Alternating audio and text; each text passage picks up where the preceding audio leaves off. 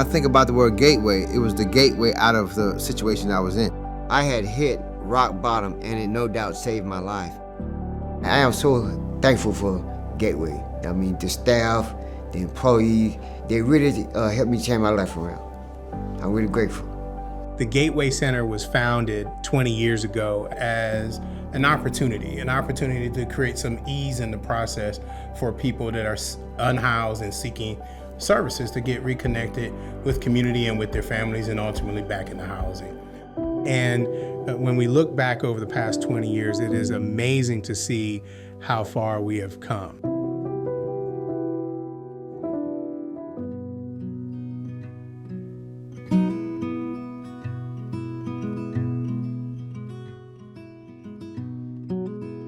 I had the pleasure of serving as mayor of the city of Atlanta, and one of the issues that was most important to everyday folks as well as the civic leadership of the city was the issue of how we would actually serve and help the homeless population in Atlanta.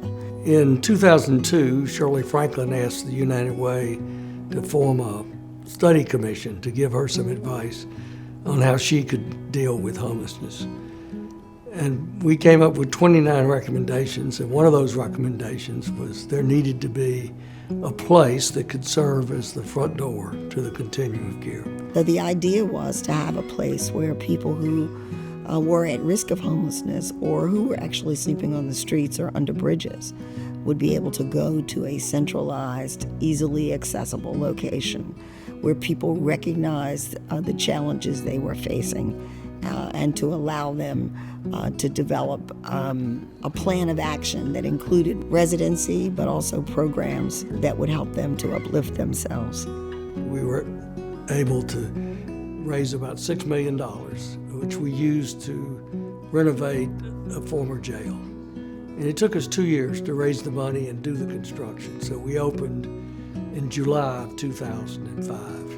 The Gateway Center's opening was a national story. So I first heard about the Gateway Center even before I came to Atlanta. What it's done is evolved from sort of a single purpose effort way back in 2005 to become a multifaceted strategy and part of the city's multifaceted strategy for addressing homelessness. So we made a important decision 20 years ago to use this resource, and it makes me happy when I drive by and realize it's a building full of people getting help.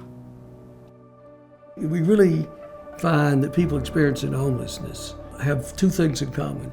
They're unsheltered and they're profoundly isolated from their support networks.